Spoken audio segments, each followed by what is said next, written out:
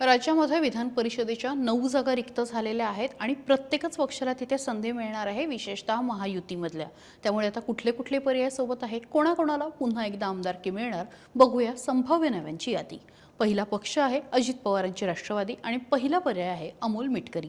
माजी आमदार आहेत, आक्रमक मांडणी करतात, अजित पवारांच्या अपघाताच्या चौकशीवरती ठाम आहेत आणि मागच्या काही दिवसापासून सातत्याने या विषयावरती बोलतात.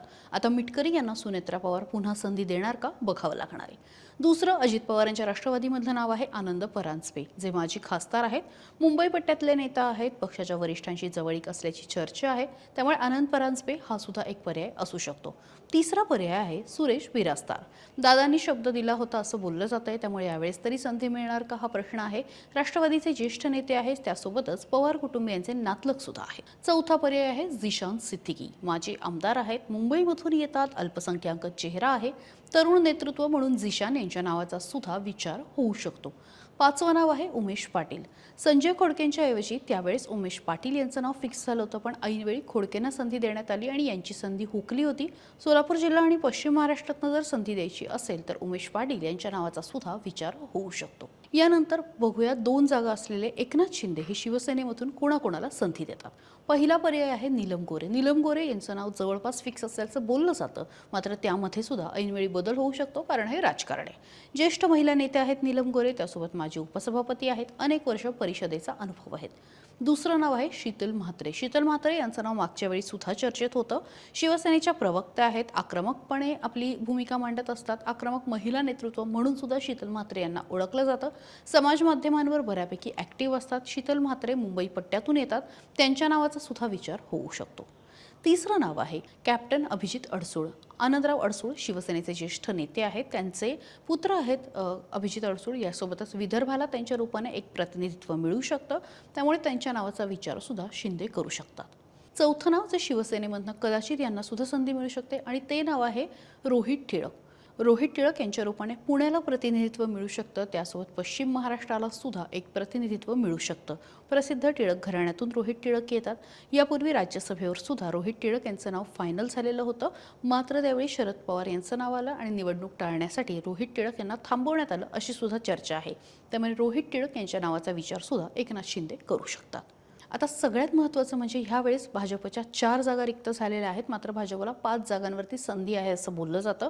त्यामुळे भाजप या 5 जागांवरती कोणाकोणाला संधी देणार, काही वेळा ऐनवेळी नाव सुद्धा येऊ शकतं, धक्कादायक नाव सुद्धा येऊ शकतं. पण जी टिपिकल नावं आहेत, जी चर्चेमध्ये आहेत, ज्यांच्या नावाबद्दल सध्या बोललं जातं, ती नावं मी तुमच्यासमोर मांडते.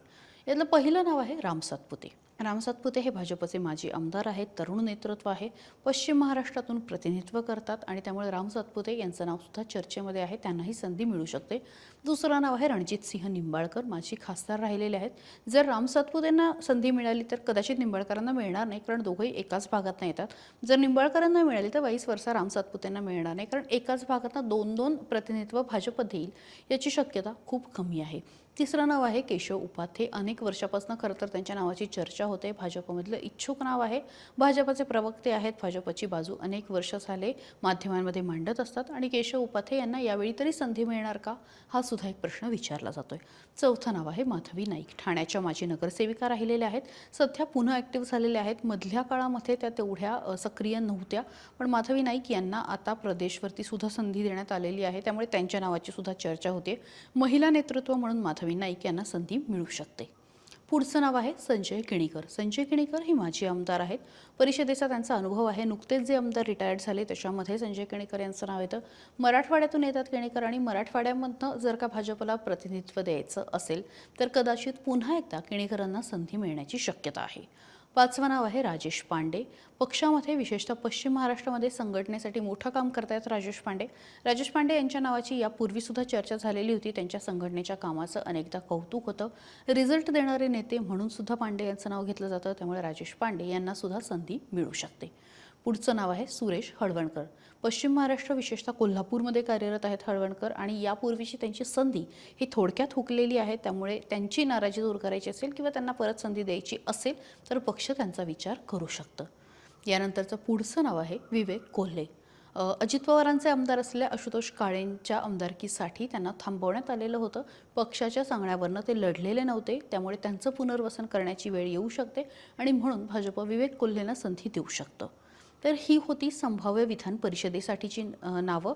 यासोबतच विधान परिषदेसाठी एका जागेची पोटनिवडणूक सुद्धा होणार आहे आणि ती जागा आहे प्रज्ञा सातवेची. प्रज्ञा सातव या काँग्रेसमध्ये होत्या. त्यांनी ऐनवेळी आमदारकीचा राजीनामा दिला आणि भाजपमध्ये प्रवेश केला. त्या जागेची सुद्धा निवडणूक लागणार आहे आणि त्या जागी जवळपास निश्चित आहे की प्रज्ञा सातव यांना उमेदवारी मिळू शकते. आणि जर महायुतीचा जर का मतांचा कोटा बघितला तर प्रज्ञा सातव यांचं आमदार होणं किंवा त्या जागेवरनं ज्यांना संधी मिळेल त्याचा महायुतीचा आमदार होणं हे जवळपास फिक्स आहे. त्यामुळे ही संभाव्य नावं आहेत. या व्यतिरिक्त सुद्धा एखादं धक्कादायक नाव त्या पक्षाला महत्त्वाचं वाटलं तर समोर येऊ शकतं. तुम्हाला काय वाटतंय? कोणाचं नाव माझ्याकडनं घ्यायचं राहून गेलेलं आहे का? अजून कोणी संभाव्य उमेदवार आहेत का? कमेंट बॉक्समध्ये सांगा आणि त्यासोबतच सकाळला फॉलो करायला विसरू नका.